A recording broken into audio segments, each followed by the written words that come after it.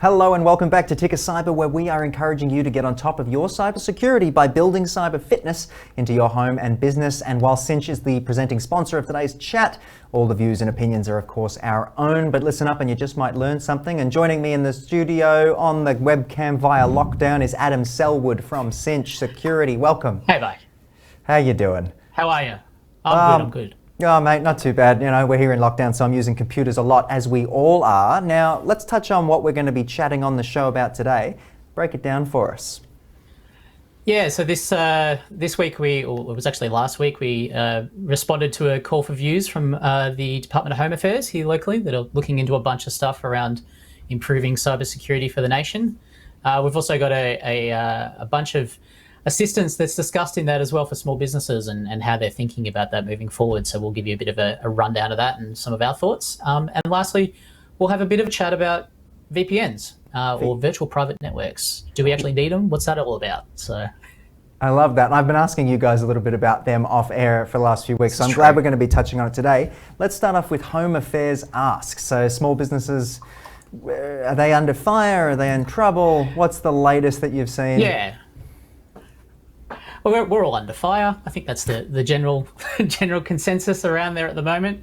But interestingly, the Home Affairs Department put out a call for views to a discussion paper that they posted a little while back around titled "Strengthening Australia's Cybersecurity Regulations and Incentives." So sounds like riveting stuff. So we took the opportunity to have a bit of a read for it, and really what they're looking at is, they put together a strategy last year around how they want to approach cybersecurity for the nation moving forward. And this is really an extension of that, a bit of an evolution of that, and gives us a bit of an insight into the types of things that they're thinking about and looking for. So there were three main areas.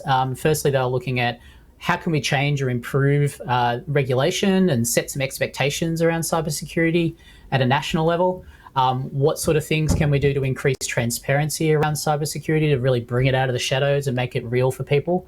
And lastly, what sort of things or measures could be implemented to help improve the protection for consumers? So some interesting stuff there.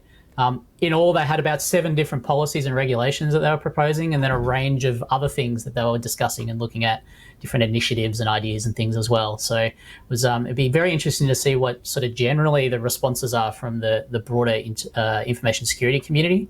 And of course, as representatives or as our customers in the small business sector, we also responded, and we'll be making our sort of full response available on our website a little bit later this week. And what is that response going to look like for you guys in terms of these regulations? There's a lot to go through there. It's sort of it seems a bit confusing to me. There were a lot of different areas. I think there were around 24 or something different questions that they were asking for some views on. There's a couple of big chunks, a couple of big areas to have a look at. So the first one was around regulations. So they really are exploring and trying to kickstart a discussion around the regulation space within cybersecurity in Australia. So we already have some regulations in Australia, but they're probably a little bit sort of limited. The main one that we kind of work towards is something from the Privacy Act. So it's very centric around our personal privacy and the way that organisations need to protect that and look after that. And then there are some industry-specific ones in things like financial sector and other areas as well. Unfortunately, for most small businesses, or fortunately, I guess you could say, for most small businesses, they actually tend to get excluded from these things. So there's usually carve-outs to protect small businesses and avoid them having to deal and think about it too much. But the inverse of that is it creates a bunch of confusion. So, if we don't know what's expected of us and there's these big regulations at the top end of town, so what should we be thinking about? So it was good to see at least that there's a bit of discussion going on in that space and that they are exploring and considering different improvements that can be implemented. So 7 different policies seems like a lot, and you've sort of outlined what Australia looks like in terms of small businesses. So let's touch on what small businesses need to be doing. We sort of try to do it each week, and again, building cyber fitness into the little guys, because they don't have the infrastructure to protect themselves. And that's a that's the most important bit, really, and it's good to see, and it's always good to see when these regulations and things are being discussed that they are considerate of that in the small business sector. So, as you said, they just don't have the resources, don't have the money to invest and implement all of the things that the large top end of town is kind of focused and able to do. But more importantly, they just don't have the time, they don't have access to the expertise. There's a whole bunch of limitations on that. So it is good to see that they're considered, that those constraints are considered. But unfortunately, as I mentioned, we usually see that they just kind of leave them out. Just kind of say, well, small businesses, they're just too small. Like, we can't really do this two-tier thing. And so what we'll do is we'll just ignore the small businesses in a sense and hope that they kind of align and follow the example. But really, what we believe and what's good to see some conversations going on around is that there really needs to be a bit more of a balance. So we can't just exclude them. Ultimately, that becomes detrimental to, when they're going in and applying for and looking to compete with larger people. All the obligations and all the things that the larger players are aligned to allows them to differentiate themselves in a cybersecurity context. And when the same regulations and the same expectations aren't set at the small business side of things, it really sets them apart and disadvantages them in a bit of a way. So it's really important, I think, to strike a bit of a balance. And it's good to see that there's some discussions in there and they're exploring things like health checks for small businesses, setting some expectations around what sort of security levels should be done and some good practices. And really encouraging small businesses to look at that and not just ignoring them as is likely the case for the traditionally in this space. Yeah, an all-inclusive experience. Now, it seems that Home Affairs are also getting interested in the security of internet-connected devices. What are your thoughts on that? Yeah. Isn't everything connected to the internet? People have fridges that are connected to the internet, for goodness sake. And that's probably the main area of focus for this is really, who's to say that your internet-connected fridge or your internet-connected smart speaker or your light bulb is safe? What is it doing? Is it mining Bitcoin? What's happening on there? So really, there's a bunch of questions about that, and there's really no limitations out there. And there's no way to identify as a consumer: is it safe?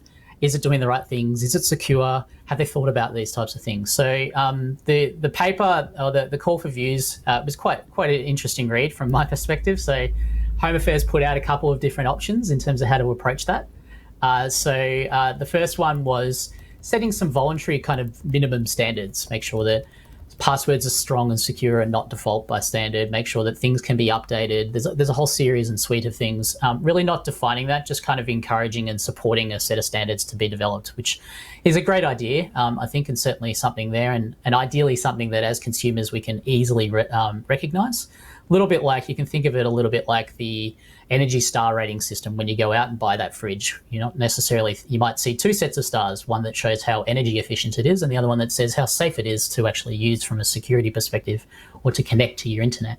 And then the other one, which I really like, I love the idea about, was the idea of introducing an expiry date into Internet of Things, which is an interesting, strange concept in the first, doesn't necessarily sound intuitive, but yeah. The idea or the concept is your devices need to be updated. Eventually, I mean, we talk about this every week. You should be updating and patching things, right? Sorry. I have a patch right now. Yeah. Very Update good. Available. So putting an expiry date on things and saying, really it needs to be after this period of time, you really probably need to be upgrading it, or you need to disconnect it or something like that.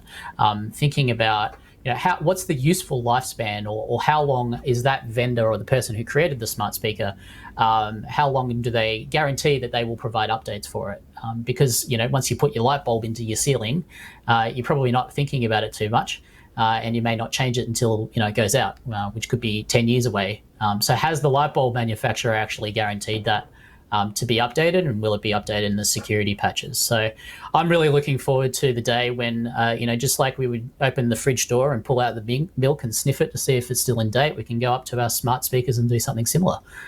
Give it a bit of a sniff, see if it's still in date. Yeah, it's definitely got to be accessible and simple, especially for someone like myself. Now, I'm going to touch on something I wanted to ask you about a little bit earlier, but Windows 11 is on its way out. Are we excited? Are we not excited? I think often people tend to stick with the older versions every time they come out. October the 5th, I believe, is the launch date for Windows 11. What are you thinking? Yep. So, look, to be upfront, I would say I haven't seen, looking at what it is and what's being announced so far, it doesn't seem like there's a compelling security reason to actually go through the update. So if you're looking for an excuse to update Windows 11, I probably wouldn't say because of all the security features.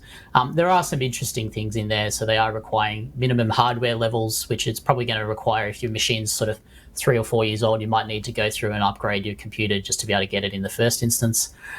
There's some things for, I think last week we were speaking a little bit like about the banks and some larger organizations adopting something called Zero Trust.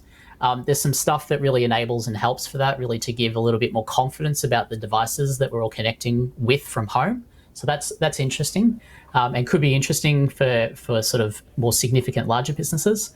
But really, I mean, Windows 11 still will come with all of the same challenges, just with, I think you mentioned you've just switched to a Mac, or started using a Mac. So, we all still need to run antivirus and have those types of things on there, make sure that we're updating, make sure that we're doing all the good practices. So Windows 11 is not going to remove any of that. You're still going to need to think about security. And there doesn't seem to be anything sort of really compelling to justify going out and upgrading your computer to Windows 11 just so that you can feel more safe and secure. Yeah, the Windows. We'll have a Windows. play, but we probably, won't do too much on it seriously for a little bit, I think. Well, this last point, and just to wrap the program, let's talk a little bit about VPNs and if they should be implemented or if they are a waste of time. People have different opinions. I don't know if I should be enacting a VPN at home, if businesses should do it. What's a VPN? Well, classic information security professional style, Mike, it depends. What is a VPN? So a VPN is, firstly, fundamentally what it is a way for you to connect two machines in a private link in two different places. Now, it could be next to each other, but ultimately it's a way to privately connect two different computers. Usually that's going to be your computer or the computer that you're using or the device that you're using, and a server which happens to be physically somewhere else of some description. But it could be, basically it's just connecting two computers in a private way. There's two types of VPNs, and I kind of think of these as, firstly, there's the more business-oriented ones, and that tends to be to give you remote access to an environment. So they're the give me access VPNs, which I'll touch on in a little bit more in a sec. And then there's the more consumer-oriented VPNs, which are the hide me from the bad guys VPNs. So try to hide me so that the stuff that I'm doing can't be seen by whoever is on the network alongside me. So if we think about the business one, the give me access VPNs, really they're a really good secure way to give someone remote access to a trusted or internal network. So if in the TICKER studio there, you wanted to restrict that and you wanted to be able to dial in from home, but you wanted to really restrict it and make sure that just people generally on the internet can't get into that environment, you could use a VPN to allow for that. Okay. This is going to be an ongoing discussion, I think, Adam. I've got more questions for you, but I'm glad I asked you and got the ball rolling. But that's unfortunately all the time we've got for today. Adam Selwood from Cinch, thank you so much as always for providing some great insight into the world of cybersecurity. Thanks, Mike. Have a great week. Easy done. Stay safe out there. And of course, today's chat was presented by the team over at Cinch. And if you'd like to learn more, head over to their website and find out how Cinch, with a C, will keep you on top of today's threats so that your business will continue to grow tomorrow. I'm Mike Loader, and thank you so much for joining us on today's program. Be well.